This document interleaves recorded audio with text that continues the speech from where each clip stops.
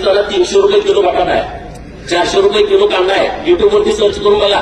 तिथली लोक म्हणतात की भारतासारखा देश आम्हाला पाहिजे. मुसलमान लोक बोलत आहेत.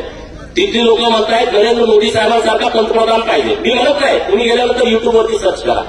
जर पाकिस्तानमधल्या मुसलमानांना कळतंय बलुचिस्तानची जी पंतप्रधान आहे त्यांची तुम्ही मुलाखत ऐका गेल्यानंतर त्या काय मग त्या मुस्लिम आहेत, त्या म्हणतायत भारत माँ आहे. कोण म्हणतायत? बलुचिस्तानच्या मुस्लिम पंतप्रधान की भारत माँ आहे. तिथल्या मुसलमानाला ते सांगते की तुम्ही नशीबवान आहात की तुम्ही भारतामध्ये राहताय.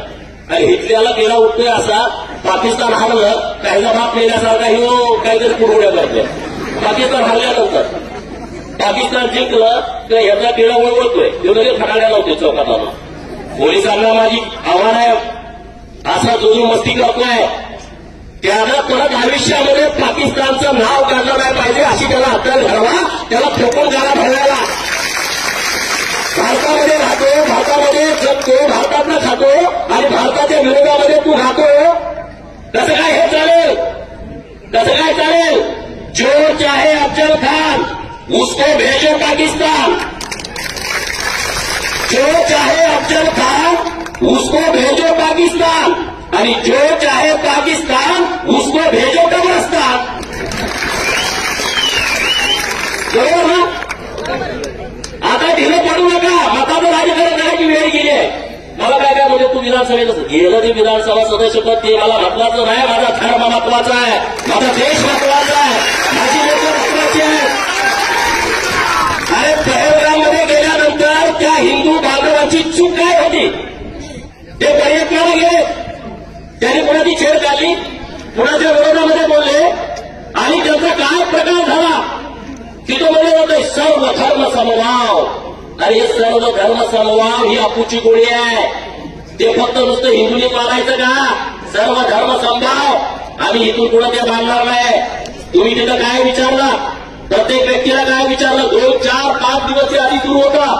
घोड्यावरती बसलेल्या आपल्या सगळ्या महिलांना तर विचारलं की तुमचा धर्म कुठला आहे? त्या महिलेच्या लक्षात आलं काय विचारतोय? ते म्हणजे मुस्लिम आहे. तर तिच्या गळ्यावरती इथं हर हर महादेव लिहिलं होतं मानेवरती. त्यामुळे हर हर महादेव कसं काय लिहिलंय? म्हणजे सगळी लोक चौकशी करत होती. त्यांनी त्यांना जात विचारली नाही, त्यांनी त्यांना राज्य विचारलं नाही, त्यांनी त्यांना तुमची भाषा कुठली आहे विचारलं नाही.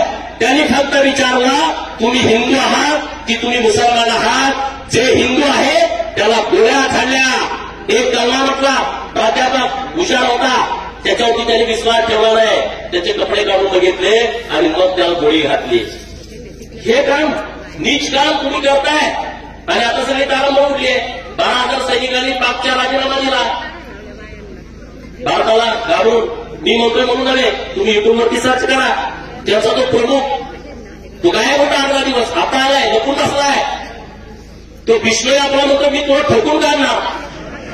काय एकदम वाद होत आहे तो लपून काढणार म्हणतोय पाहिजे असं. आता इथं सांगितलं की गावामध्ये आमच्या बेकायदेशीर नशीब बांधली, मदरसे बांधले. पुण्याच्या कलेक्टर साहेबांना माझा आव्हान आहे, एक चांगला अधिकारी आहे, त्यांनी पुणे जिल्ह्यामध्ये सरकारच्या जमिनीमध्ये गायरान, गावठाण, महाराज प्रशासन, सार्वजनिक बांधकाम विभाग, ग्राम विकास विभाग, वन खातं या ठिकाणी ज्याने बेकायदेशीर मशिदी बांधले, ज्याने मदरसे उभा केले त्याची यादी 8 दिवसाच्या आतमध्ये तयार करा आणि 10व्या दिवशी त्याच्यावरती बुलडोजर फिरवा.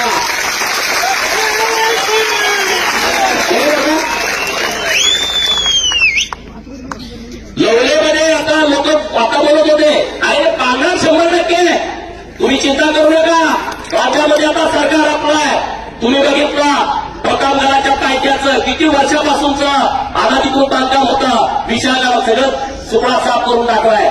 छत्रपती शिवाजी महाराजांच्या बाबतीमध्ये, धर्मवीर छत्रपती संभाजी महाराजांच्या बाबतीमध्ये, अहिल्यादेवीच्या बाबतीमध्ये, आमच्या महापुरुषांच्या बाबतीमध्ये ज्यांनी हिंदू धर्माच्या रक्षणाचं काम केलं आहे त्यांच्या बाबतीमध्ये जर वेळोवाकडं बोलण्याचा कुणी प्रयत्न केला तर चिप छापून टाकली जाईल.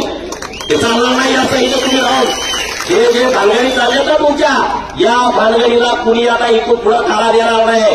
त्या अगोदर तुमचं चालत होतं. अरे व कोर्टातनं लाखो एकर जमीन आहे. किती? लाखो एकर जमीन आहे. रेल्वे, भारत सरकार या मिलिटरी याच्यानंतरची जमीन या वक्फ बोर्डाला आहे.